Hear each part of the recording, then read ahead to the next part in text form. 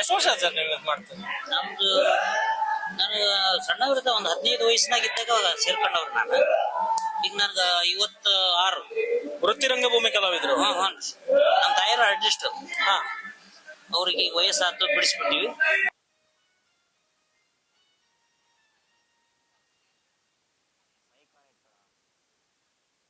Sir, ನನ್ನ ಹೆಸರು ಮಾರುತಿ ಶೆಟ್ಟಿ ಅಂತ. ನಾವು ವೃತ್ತಿ ರಂಗಭೂಮಿ ಕಲಾವಿದ. ಮೂಲತಃ ನಮ್ಮದು ಮಂಗಳೂರು ಶೆಟ್ಟಿ ಅಂತ ನಾವು.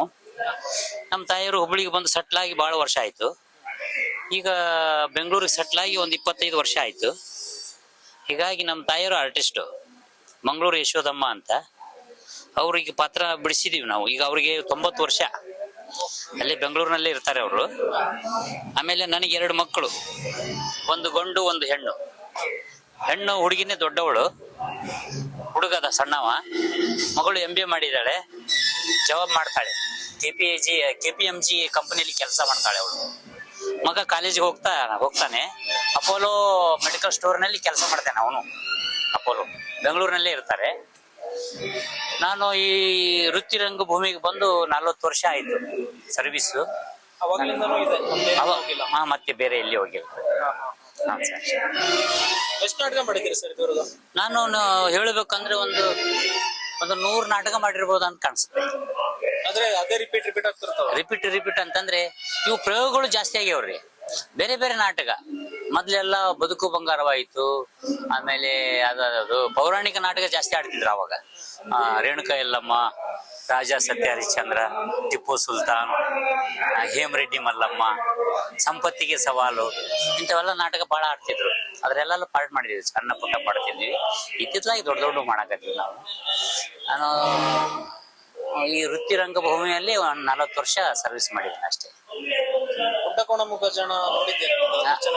ಹೌದು, ಅದು ಜಿ ಕನ್ನಡಕ್ಕೆ ಒಂದು ಸನ್ನಿವೇಶ ಕೊಟ್ಟಿದ್ವಿ ನಾವು.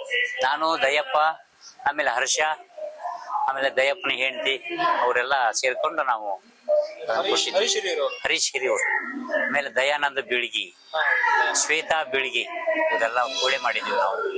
ಒಂದು ಸನ್ನಿವೇಶ ಕೊಟ್ಟಿದ್ವಿ. ಒಳ್ಳೆ ರೆಕಾರ್ಡ್ ಆಯ್ತು, ಅದು ಭಾರಿ ರೆಕಾರ್ಡ್ ಆಯ್ತು. ಅದರಲ್ಲಿ ಕುಂಟನ ಪಾತ್ರ ಮಾಡಿದ್ದೆ ನಾನು. ನಿಮ್ಗೆ ಪಾಪ್ಯುಲರ್ ಆಗಿ ಸ್ವಲ್ಪ ಜನ ಗುರುತಿಡಿಯೋದು ಅದರಿಂದ. ಹೌದು ಸರ್. ಇಲ್ಲಿ ಮಾಡ್ಬೋದಾ? ಮಾಡ್ತಾರೆ. ಇಲ್ಲಿ ಮಾಡಿರಂದ್ರೆ ಕುರುಡನ ಪಾರ್ಟ್ ನಾನೇ ಮಾಡ್ತೇನೆ. ದಯಾನಂದ ಬೀಳಿಗೆ ಅವ್ರು ಮಾಡ್ತಿದ್ರಲ್ಲ, ಆ ಪಾತ್ರ ನಾನಾ ಮಾಡ್ತೀನಿ. ಅವ್ರು ಬಂದಿಲ್ಲ, ಈ ಸಲ ಬಂದಿಲ್ಲ. ಬೇರೆ ಕಂಪನಿಯಲ್ಲಿ ಇದ್ದಾರೆ ಅವರು. ಇದೇ ಟೈಮಲ್ಲಿ ಬೇರೆ ಕಡೆನೂ ಕ್ಯಾಂಪ್ ಇರುತ್ತೆ, ಬೇರೆ ಕಡೆ ಇರುತ್ತೆ. ವರ್ಷ ಕೆಲಸ ಇರುತ್ತೆ ಸರ್? ಹೌದು, ವರ್ಷ ಪೂರ್ತಿ ನಮ್ಗೆ ಇದೇ ಉದ್ಯೋಗ. ವರ್ಷ ಪೂರ್ತಿನ ಮಳೆಗಾಲ ಟೈಮ್ನಲ್ಲಿ ದೊಡ್ಡ ಊರು ಸಿಟಿ ನೋಡ್ತಾರೆ.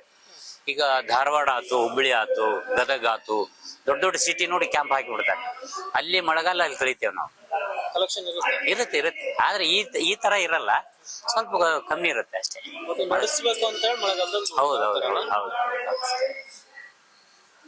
ರೆಸ್ಪಾನ್ಸ್ ಹೆಂಗಿದೆ ಸರ್ ಈಗ? ಚೆನ್ನಾಗಿದೆ ರೀ. ನಮ್ಮ ನಾಟಕ ಅಂತೂ ಬಹಳ ಹೆಣ್ಮಕ್ಳು ಬಹಳ ಇಷ್ಟಪಡ್ತಾರೆ ನೋಡ್ರಿ. ಈಗ ಫುಲ್ ಬರೀ ಲೇಡೀಸ್ ಅದಾರೆ. 70% ಲೇಡೀಸ್ ಇದ್ರೆ 30% ಗಂಡ್ಮಕ್ಳು ಇರ್ತಾರೆ. ಅಂದ್ರೆ ಸರ್, ಇವಾಗ ಕೆಲವು ಹೇಳ್ದಂಗೆ ರಂಗಭೂಮಿ ಕಲಾವಿ ನಶಿಸೋಗ್ತದೆ ಅಂತ ಕೆಲವರು ಹೇಳ್ತಾರೆ. ಹೇಳಿದ್ವಿ ನಾವು. ನಶಿಸ್ತಾ ಇಲ್ಲ. ಚಲೋ ಒಳ್ಳೆ ನಾಟಕ ಕೊಡ್ಬೇಕು. ಹೊಸ ನಾಟಕ ಕೊಟ್ಬಿಟ್ರೆ ಅಂದ್ರೆ ಕಲಾವಿದರಿಗೆಲ್ಲ ಪ್ರಾಕ್ಟೀಸ್ ಕೊಟ್ಟು ಚೆನ್ನಾಗಿ ಮಾಡ್ಬಿಟ್ರೆ ಅಂದ್ರೆ ಹಾಗೆ ಆಗುತ್ತೆ ಕಲೆಕ್ಷನ್. ನಾವು ಹಳೆ ನಾಟಕ ಆಡ್ಬಿಟ್ರಂದ್ರೆ ಎಷ್ಟಂತ ನೋಡ್ತಾರೆ ಜನ ಅಲ್ವಾ? ಹಳೆ ನಾಟಕ ನೋಡಿರ್ತಾರೆ ಅದನ್ನೇ. ಮತ್ತೆ ಒಳ್ಳೇದು ನೋಡೋದು ಹೆಂಗ ಅಂತಂದು ವಿಚಾರಕ್ಕೆ ಬಿಡ್ತಾರೆ. ಮತ್ತೆ ಹೊಸ ನಾಟಕ ಕೊಟ್ರೆ, ಹೊಸ ಸ್ಟೋರಿ ಕೊಟ್ರಂದ್ರೆ ಜನ ನೋಡ್ತಾರೆ. ಇವಾಗ ಹೊಸ ಕಲಾವಿದರು ರಂಗಭೂಮಿ ಬರೋದಕ್ಕೆ ಆಸಕ್ತಿ ತೋರಿಸ್ತಾರೆ. ಅಥವಾ ಕನಸಿಟ್ಕೊಂಡು ಬಂದ್ರೆ ಇಲ್ಲಿ ಲೈಫ್ ಇದೆಯಾ? ಇದೆ. ಅವ್ರಿಗೆಲ್ಲ ಇದೆ. ನೋಡ್ರಿ ಇಲ್ಲೆಲ್ಲ ಕಲಾವಿದರನ್ನು ತಯಾರು ಮಾಡೋ ಫ್ಯಾಕ್ಟ್ರಿ ಇದ್ದಂಗೆ.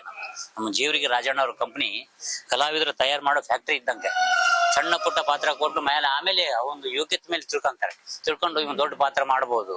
ಆಮೇಲೆ ಇವರು ವರ್ಷಕ್ಕೊಂದು ಹೊಸ ನಾಟಕ ಬರೀತಾರೆ ನಮ್ಮ ಮಾಲಕರು. ನಮ್ಗೆ ಈಗ ನಮ್ಮ ಯೋಗ್ಯತೆಗೆ ಎಂತ ಪಾತ್ರ ಬೇಕು ಅಂತ ವಿಚಾರ ಮಾಡಿ ದೊಡ್ಡ ಪಾರ್ಟ್ ನಮ್ಗೆ ಕೊಟ್ಟು ಬಿಡ್ತಾರೆ. ಈಗ ಸಣ್ಣ ಪಾರ್ಟ್ ಇದ್ದಿದ್ದು ಈಗ ಹೊಸ ಕರೆಯಕ್ ಬಂದಿರ್ತಾರಲ್ಲ, ಅವ್ರಿಗೆಲ್ಲ ಕೊಡ್ತಾರೆ. ನನ್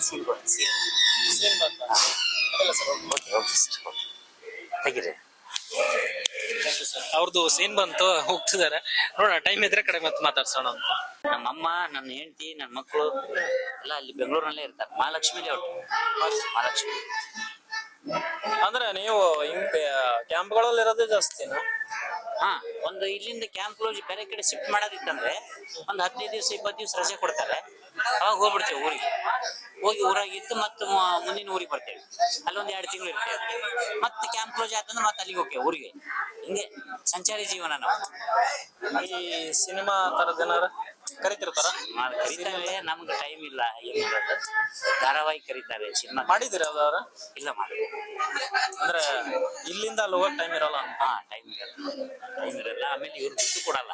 ಯಾಕಂದ್ರೆ ವರ್ಷಾನುಗಟ್ಲೆ ಬಾಂಡ್ ಮಾಡ್ಕೊಂಡಿರ್ತಾರೆ. ಅಗ್ರಿಮೆಂಟ್ ಬೇರೆ ಇರುತ್ತಾ? ಹಾ, ಬಾಂಡ್ ಮೇಲೆ ಬಾಂಡ್ ಒಂದು.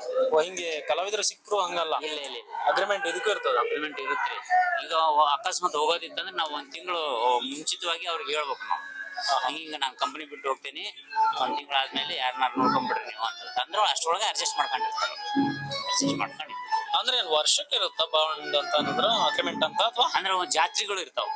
ಇಂತಿಷ್ಟು ಜಾತ್ರೆ, ಈಗ ಬನಶಂಕರಿ ಆಯ್ತು, ಆಮೇಲೆ ಕೊಕ್ಕಟ್ಟೂರ್ ಆಯ್ತು, ಅವು ಜಾತ್ರೆ ಎಲ್ಲ ಬರ್ತಾವಲ್ಲ. ಅವೆಲ್ಲ ಜಾತ್ರೆ ಮುಗಿಯೋ ಮಟ್ಟ ನಮ್ಗೆ ಮಾಡಿ ಕೊಡ್ಬೇಕಂತ ಬಾಂಡ್ ಮಾಡ್ಕೊಂಡು ಜಾತ್ರೆ ಮುಗಿದಿಂದ ಹೋಗ್ಬೋದು ನಾವು. ಈ ತರ ಸಂಚಾರಿ ಜೀವನ. ಸಂಚಾರಿ ಜೀವನ ಹೋಗ್ತಾನೆ ಇರೋದು. ಆದ್ರೆ ನೀವು ಮುಂಚೆಯಿಂದನೂ ಕಾಮಿಡಿ ರೋಲ್ ಮಾಡ್ತಾ ಇದ್ದೀರಾ? ಹೌದೌದು, ಮುಂಚೆಯಿಂದ ಕಾಮಿಡಿ ರೋಲ್. ಅಂದ್ರೆ ನಾವು ಹುಡುಗಿರಿ ಎನ್ ಬಸವರಾಜ್ ಕಂಪನಿಯಾಗ ಇದ್ದೀವಿ ನಾವು. ಅಲ್ಲಿ ಒಂದು 20 ವರ್ಷ ಸರ್ವಿಸ್ ಮಾಡಿದೆ. ಇವ್ರ ಕಂಪನಿಲಿ ಒಂದು 12 ವರ್ಷ ಆಯ್ತು.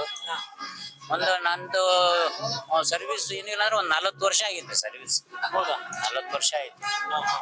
ಈಗ 57 ನನಗೆ. ಪೂರ್ತಿ ವೃತ್ತಿ ರಂಗಭೂಮಿ ರಂಗಭೂಮಿಯಲ್ಲೇ ಬಂದ್ಬಿಟ್ಟಿದ್ದೆ. ಇದರಿಂದ ನಾವು ಸ್ವಲ್ಪ ಒಂದು ತನ್ನ ಕಾಣ್ತೇವೆ. ರಂಗಭೂಮಿ ತಾಯಿ ನಮ್ಗೇನು ಕೇಡು ಮಾಡಿಲ್ಲ, ಒಂದ್ ಸ್ವಲ್ಪ ಅನ್ನ ಕೊಟ್ಟಾಳ ತಾಯಿ. ಮೊದಲೆಲ್ಲ ಒಂದ್ ಸ್ವಲ್ಪ ತ್ರಾಸ ಇತ್ರಿ ಎಲ್ಲ ಕಲಾವಿದರಿಗೆ. ಅವಾಗ ಬಡತನ ಪರಿಸ್ಥಿತಿ ಇತ್ತು. ಈಗೇನಿಲ್ಲ, ರಂಗಭೂಮಿ ಶ್ರೀಮಂತ ಆಗ್ಬಿಟ್ಟಿದೆ. ಬೇಕಾದಂಗೆ ಕಲಾವಿದರಿಗೆ ಹೆಚ್ಚಿನ ಪೇಮೆಂಟ್ ಸಿಗುತ್ತೆ. ಒಳ್ಳೆ ರೀತಿಯಿಂದ ಐತಿ. ಪ್ರಚಾರನೂ ಸಿಗ್ತದ. ಹೀಗಾಗಿ ಚೆನ್ನಾಗದೆ ಕಲಾವಿದ. ನೀವು ವಿಲನ್ ಕ್ಯಾರೆಕ್ಟರ್ ಏನಾದ್ರು ಮಾಡ್ತಿದ್ರ ಮುಂಚೆ? ಮಾಡ್ತೀವಿ. ಹುಡುಗಿಯರ ಕಂಪನಿಯಲ್ಲಿ ಅದು ದುಡ್ಡಿಂದರ್ಪ ನಾಟಕದಲ್ಲಿ ಕಾರ್ಬಾರಿ ಪಾತ್ರ. ಆ ನಾಟಕದಲ್ಲಿ ಒಂದೇ ಪಾತ್ರದಲ್ಲಿ 3 ಐಟಮ್ ಬರುತ್ತೆ. ಒಂದು ವಿಲನ್, ಒಂದು ಹಾಸ್ಯ, ಒಂದು ಕಾಮಿಡಿ. ಫಸ್ಟಿಗೆ ಇದು ಒಂದು ವಿಲನ್ನು, ಹೀರೋ, ಕಾಮಿಡಿ, 3 ಪಾತ್ರ. ಅದು ಒಂದೇ ಪಾತ್ರದಲ್ಲಿ ತೋರಿಸ್ಬೇಕು. ಅದನ್ನೆಲ್ಲ ಮಾಡಿದೀವಿ. ಈ ಫಿಮೇಲ್ ಕ್ಯಾರೆಕ್ಟರ್ ಏನಾದ್ರು ಮಾಡಿದ್ದೀರಾ? ಲೇಡೀಸ್ ಎಲ್ಲ ಮಾಡಿದ್ವಿ. ಈ ಕಂಪನಿಯಲ್ಲಿ ಮಾಡಿದ್ವಿ. ಈಗ ನಾಳೆ 22ನೇ ತಾರೀಕಿಗೆ ಅಕ್ಕ ಅಂಗಾರ ತಂಗಿ ಬಂಗಾರ ನಾಟಕ ಆಗ್ತಾರೆ. ಅದರಲ್ಲಿ ಲೇಡೀಸ್ ಕ್ಯಾರೆಕ್ಟರ್ ಇದೆ. ಮತ್ತೆ ಬರ್ಬೇಕಾಯ್ತು ನೋಡಕ್. ಮತ್ತೆ ನಿಮ್ಮನ್ನ ನೋಡಕ್ ಬರ್ಬೇಕು.